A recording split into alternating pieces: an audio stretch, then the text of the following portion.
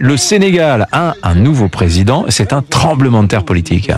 Oui, les Sénégalais ont élu dimanche non pas un président, mais deux. L'officiel, c'est Bassirou Diomaye Faye.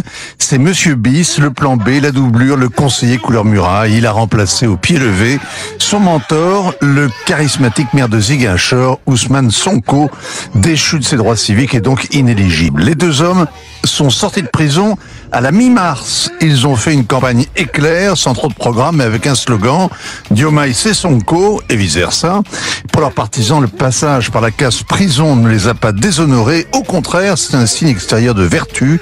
Ce sont des victimes de la violence d'État que le scrutin vient de venger. Alors en tout cas, 10 jours après la levée d'écrou, les deux taulards ont en main les clés du palais présidentiel, comme dans un conte de fées ou une révolution.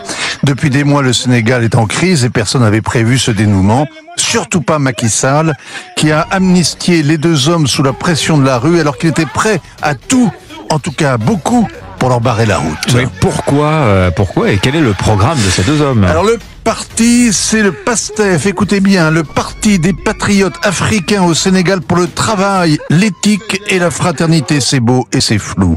Le PASTEF prône plus de justice, moins de corruption, une meilleure répartition des richesses, plus d'équité dans les relations internationales. Qui est contre? Il se dit souverainiste et panafricain. Comprenez que l'étranger doit cesser de piller le continent, surtout les Blancs. C'est la version africaine du populisme. Bref, il n'y a pas de programme, mais il y a beaucoup d'impatience.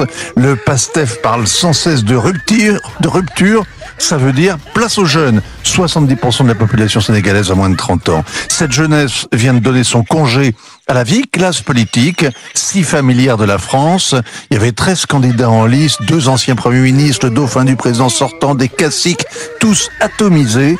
La vague de dégagisme porte donc au pouvoir le président le plus jeune du Sénégal.